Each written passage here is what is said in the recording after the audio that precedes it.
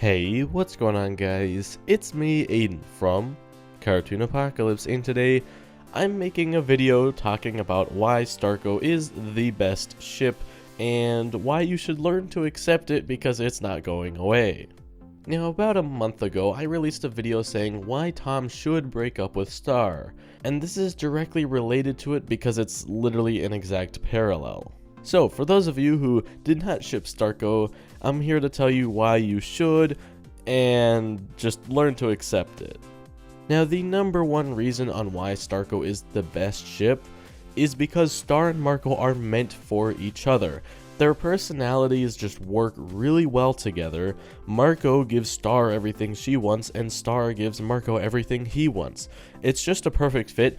That kind of relationship just wasn't there with Tom, and that's what's so unique about friends versus just, a regular relationship where you're just dating just to say you're dating.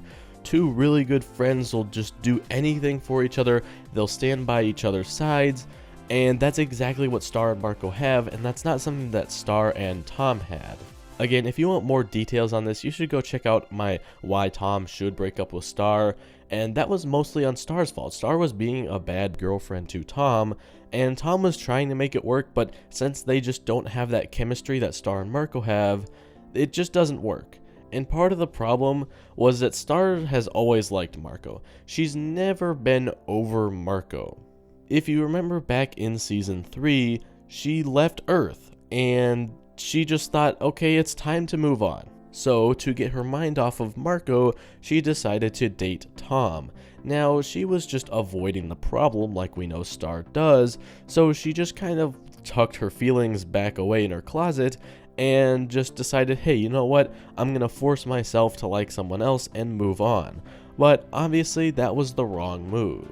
And some of you might say, no, that's not true. She just got over Marco and she just got back into him just recently. But I disagree with that. If you remember, Star and Tom broke up in the episode Sad Teen Hotline, and just a couple episodes later in Here to Help, she's already got back with Marco. And that just shows you how she made it a big deal in Sad Teen Hotline, but she really got over it fairly quickly, unless if there was a big time gap, which there wasn't. It was only a couple of days, so that just proves that Star wasn't really super attracted to Tom. She always had this thing for Marco, and once she finally realized that, she was like, okay, I now realize my true feelings, and let's go from there. Now, Marco has always liked Star.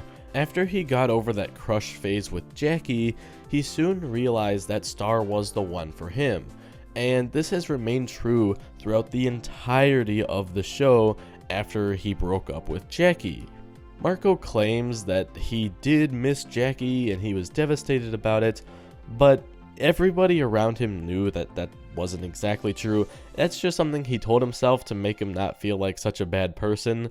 So Marco has always been towards Star after he realized that Jackie wasn't really the one for him. Now, what was this whole blood moon curse thing?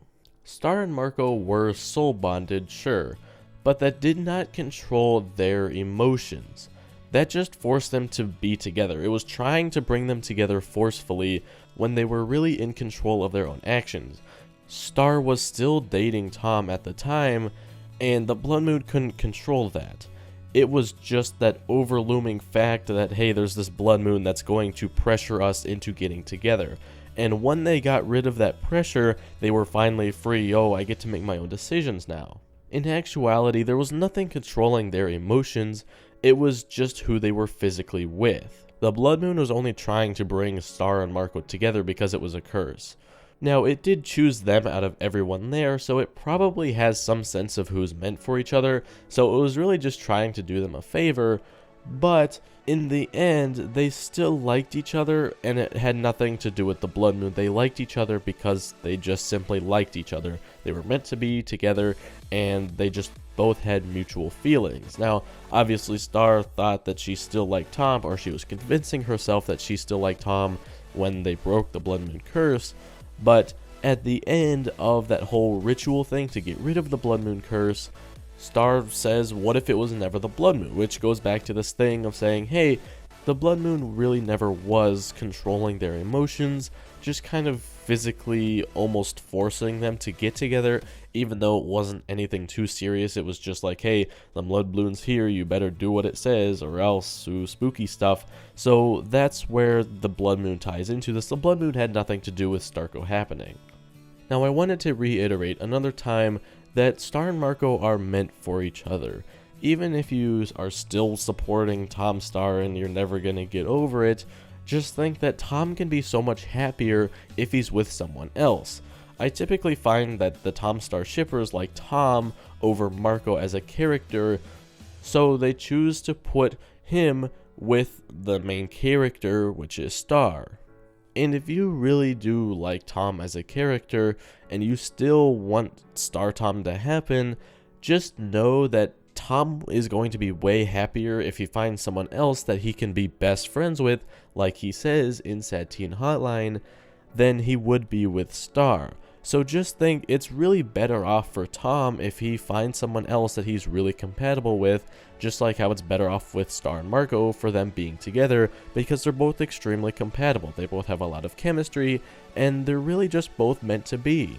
And some more evidence of this was in the episode Mama Star, when Star and Marco were just naturally attracted to each other. They didn't have memories of each other, they didn't know who the heck they were, but yet they were still naturally drawn together, and they started their own little unicorn family thing, and that just proves that they are really meant to be together. They're both really compatible, and just nothing can separate them, and that makes me believe that Cleaved will have a happy ending, so I'm looking forward to that, and we will see what the future of Starco is in that episode, so I'm looking forward for that. But anyway guys, that's really going to be it for this video. If you did enjoy, you can leave a like and subscribe for more content similar to this. Again, if you still think that Tom Star should happen, think about it from Tom's perspective. Tom will be a lot happier now that he's away from Star, and if you still need convincing of that, go watch my Why Tom Should Break Up with Star video. But yeah, that's going to be it for me, and I'll talk to you guys later. Goodbye. You're not the only one who can kick indoors.